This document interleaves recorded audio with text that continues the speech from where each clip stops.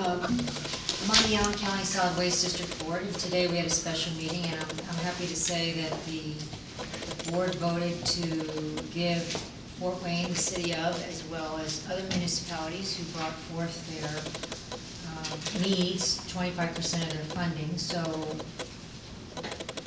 if the dollar is exactly right, Fort Wayne should be receiving $250,000 going forward to help underwrite the cost of the ice storm cleanup, because the Allen County Solid Waste District is dedicated to reducing the waste stream, and by helping with cleanup, we reduced having that limb cleanup going into our waste stream. So there's an example of a board that's working, and I'm glad to say that the other municipalities who were represented today have the opportunity to give more information, since they were a little shortchanged in what they were able to discuss today. I'm also on the HANDS board, and we are in the process of, actually Heather Presley in the Community Development Office is in the process of getting together the plan that will be distributing those $7 million that the federal government has given us. We have 18 months to spend it. They're hoping to initiate that process in April. If any of you remember a presentation, it's mostly and it's already in designated areas where those dollars can be spent. They have to be spent in areas of greatest need, and there are all sorts of income requirements, but I think it will be great things for the city as those dollars go forth. They actually, I've been told, posted 2 jobs on the website for real estate education specialists to help with intake.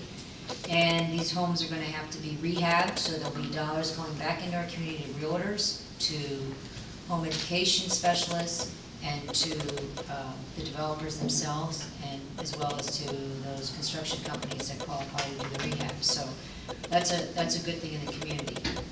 Denise Porter-Ross commented a week ago at the neighborhood president's meeting, which is now with the warm weather not so timely, but maybe if we get that big rainfall we might need it again, on the A to Z guide on the website. She has an emergency response under E for emergency of what we should all have. I'm sure a lot of us were caught short over the Christmas holidays with the ice storm, and I would highly recommend that, and I hope that we can get some update from the city on our emergency response plan going forward. I'd like to also see that interlocal agreement in the city and county finished, so that all of these expensive software systems that we voted for in the last 12 months can move forward on time, from Excel to Spillman. And I have to suggest that I am not giving up my responsibility as an elected official, but I think it's important for us to make sure that those individuals whom we expect to govern and or rule with certain rules and ordinances are represented. It's interesting that the Apartment Association was represented before, specifically on the appeals board, and no one on this board seemed to have a problem with that. And I think that's not necessarily because they did a good job or a bad job. I think it's because we as a council don't always pay attention to who's on our boards and commissions. And the fact that our clerk is the one who has the responsibility to call all of those people at the beginning of the year and see if they want to stay on the board, when that should really be our responsibility, because they come to the table once a year and we know who they are, and they're reporting to us what they're doing, what their level of interest is, so we can evaluate if they are representing the citizens well, because we appointed them, and we don't do that. We don't get a report from them. They don't come to the table. So actually, I've decided that I think it's a better idea if the citizens govern themselves with our oversight instead of the other way around. And that's why I suggest if the particular groups that were mentioned tonight would rather not have the burden of suggesting those who are best qualified, so be it. But I certainly don't think that the way we appoint people now, we are looking for people, either they have approached us individually, or we have to find them because they're in the right party, or they live in the right part of town, and after that, that's pretty much it. Because I have to tell you, there is, as I said last week or 2 weeks ago, there's actually an application online to apply to these boards and commissions. I've never received one in the year that I've been on when I've voted on a replacement. And sometimes we get a resume, and sometimes if it's the same group that wants to, or individual wants to be reappointed again, we just say, well, they want to stay on the board, okay, so far, go ahead, and for all I know, they could have died a year ago. Also, on a good note, on February 24th, the Mad Ants tickets go, or I'm sorry, not the Mad Ants,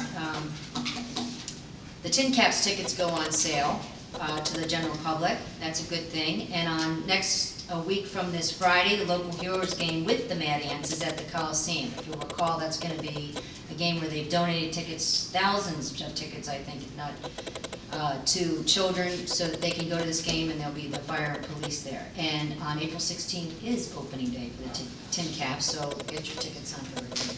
Thank you. John? Yeah, I'd like to explain why I opposed introduction of S-019-02010 or 10.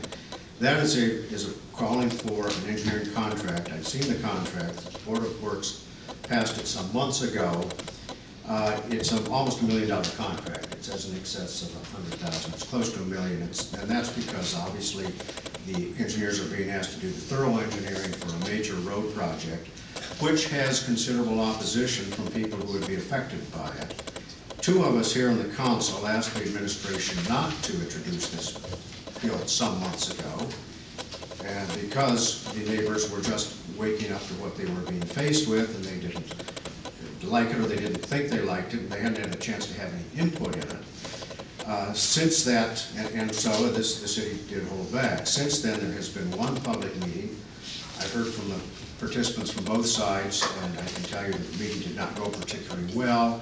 Speaking for my constituents, they felt that the city was forcing something on them that they had not had a proper say in, and probably would not get a proper say in.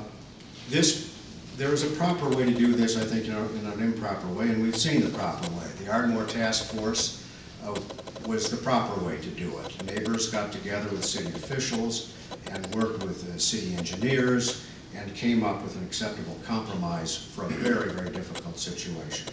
This similarly pits the concerns and problems, the threats to a neighborhood against a regional traffic planning authority, NERC, which wants a straight run through this neighborhood, which now has a graceful curve going through it. The proper way to handle this sort of thing, I think, is to have two contracts, as we did with Ardmore.